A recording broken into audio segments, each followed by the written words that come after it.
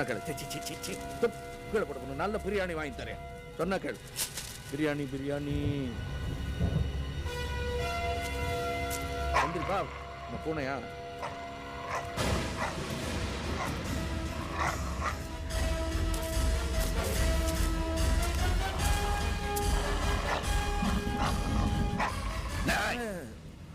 நான் ஒன்றும் செஞ்சிடாதீங்க. ஏய் சங்கு, உன்ன மாதிரி இருந்தா பால்ட்டி கில்ட்டி அடிச்சு சண்டை போட்டிருப்பேன். இப்போ ஓடக்கூட முடியாது. உங்கள் லெட்டரை படித்தேன் தம்பி.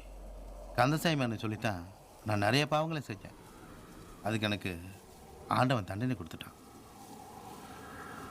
உங்களை ஹாஸ்பிட்டலேருந்து பார்த்துப்பேன், ஞாபகம் இருக்குங்களா? பார்த்துட்டு வந்தேன்.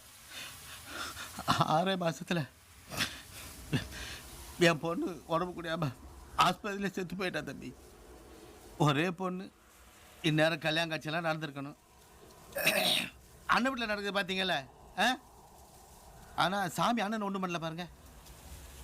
வேட்டை நாய் மாதிரி அண்ணன் ஏவேவ நான் செஞ்ச தப்புக்கெல்லாம் ஆண்டவனுக்கு தண்டனை கொடுத்துட்டான். இதுக்கும் மேலேயும் நல்லவங்களுக்கு நான் தப்பு பண்ணேன்னு வச்சுக்கோங்க, எனக்கு அந்த சாமி நல்ல சாவே கொடுக்காது. எனக்கு சாமி நம்பிக்கை இருக்கு தம்பி. உங்களுக்கு எப்படியோ? எனக்கும் இருக்கு. அப்படிங்களா? எந்த சாமி? நானா? ஒருத்தனை கொல்லணும்னு வந்துட்டு மனசை மாத்திக்கிட்டு மன்னிப்பும் கேட்கிற மனுஷன் இருக்கானே, அதான் என்னை பொறுத்த வரைக்கும் சாமி. மனசை மாத்திக்கிட்டேன், சாமியெல்லாம் இல்லை தம்பி. அப்படிலாம் நம்பிக்கை இல்லாம நாத்தியம் பேசாதீங்க. ஊரெல்லாம் இந்த மாதிரி நிறைய சாமி இருக்கு, நமக்கு தான் தெரியல. நம்புங்க. தேங்க்ஸ். வரேன். தம்பி தம்பி வந்துடாதீங்க. வந்து என் பணப்பை கெடுத்துடாதீங்க.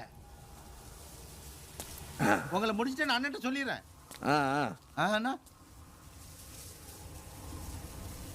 உங்க பழப்ப கெடுக்க மாட்டேன். உழைச்சு போங்க.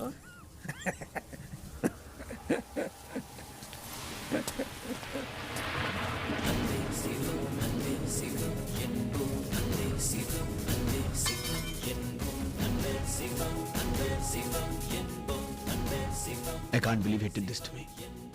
But he's right. சிவம் ஒரு பறவை மாதிரி தான். அந்த பறவை ஒரு கூண்டுக்குள்ள அடிச்சு வைக்கணும்னு நினைச்சது என் தப்பு. மாப்பிள்ள, பொறுமையா அப்புறம் பேசிக்கலாம். நேரம் ஆயிடுச்சு, வாங்களேன். அண்ணே முடிச்சிட்டேன். நாடுடைய சிவனே போற்றி. மாப்பிள்ள வாங்க, நேரமாச்சுல்ல, வாங்க.